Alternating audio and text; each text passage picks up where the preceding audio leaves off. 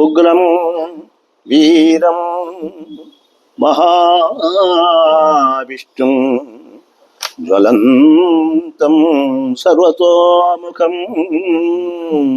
నృసింహం భీషణం భద్రం మృత్యోర్నమామ్యహం. ప్రేక్షక మహాశయులకు, శ్రోత మహాశయులకు శుభాభివందనములు.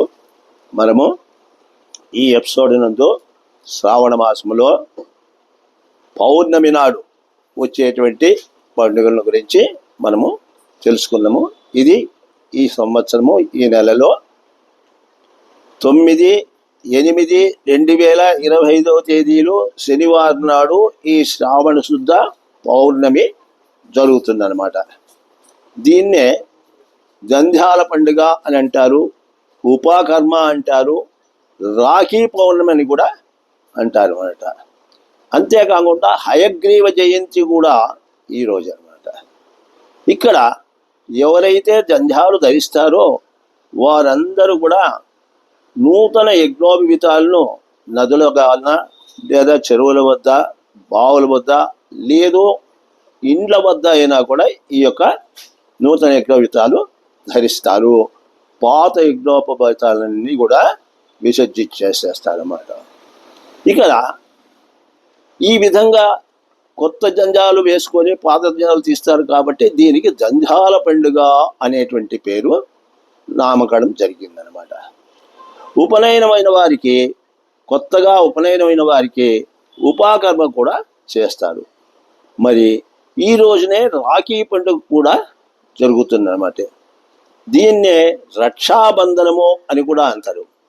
ఈ పౌర్ణమి రోజే అన్న చెల్లెళ్ళు, అక్క తమ్ముళ్ళు వీరి మధ్య ఎడబాటు అంటే మనస్తాపములు కలగకుండా ఒకరికి కష్టాలు ఒకరు పంచుకొని, ఒకరి సుఖాలు ఒకరు పంచుకొని వాళ్ళ ఇండ్లలో లక్షణంగా అంటే అక్కా చెల్లెళ్ళ ఇండ్లలో భోజనాలు చేసిన తర్వాత ఈ యొక్క రక్షాబంధనము ఆ అన్న తమ్ముళ్లకు అక్క చెల్లెళ్ళు పెడతారు.